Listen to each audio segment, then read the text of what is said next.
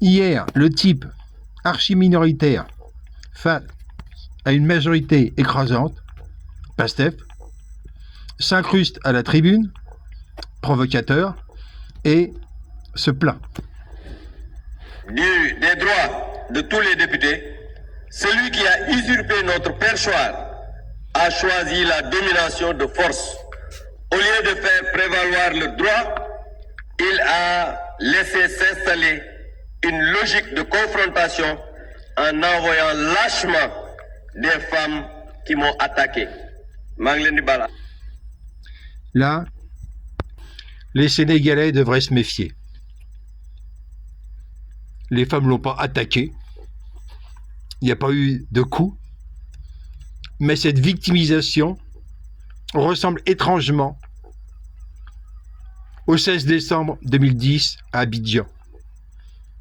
Des gens qui préparent des morts, qui se préparent à utiliser la force, se victimisent de façon préalable. Le Sénégal est dans une situation similaire à la Côte d'Ivoire de 2010. Les forces compradeurs préparent une agression.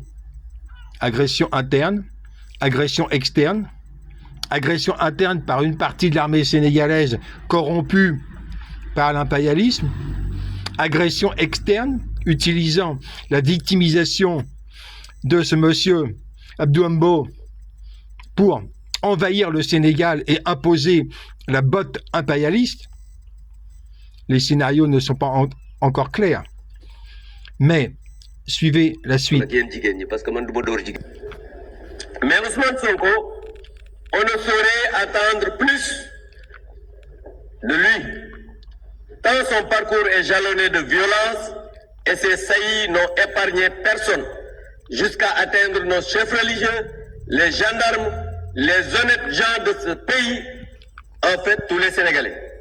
Aux députés de PASTEF, je veux dire qu'en vous donnant la majorité dans cette Assemblée nationale, le peuple sénégalais espérait une rupture comme vous l'aviez promis. Mais mal lui en a pris.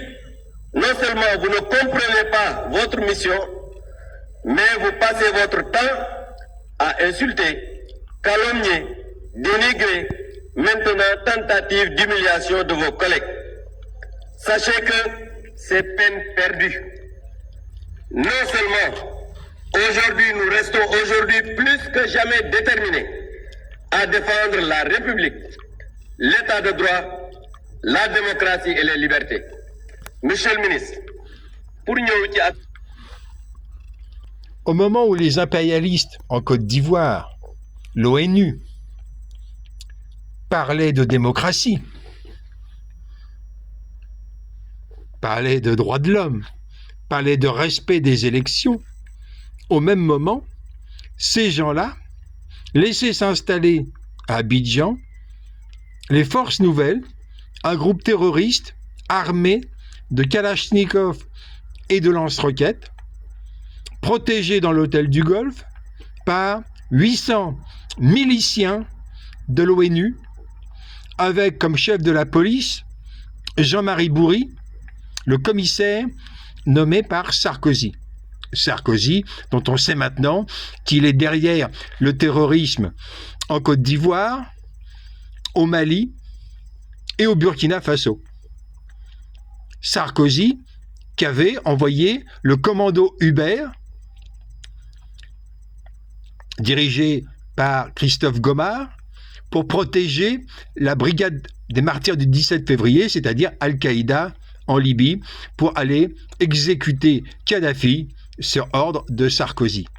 Ces gens-là, ceux Abdou Mbow, sont en fait des compradeurs qui ont le statut équivalent de Guillaume Soro et Alassane Ouattara.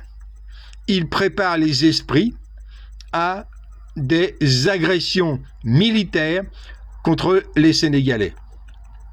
Les Sénégalais ont une solution, celle que j'avais préconisée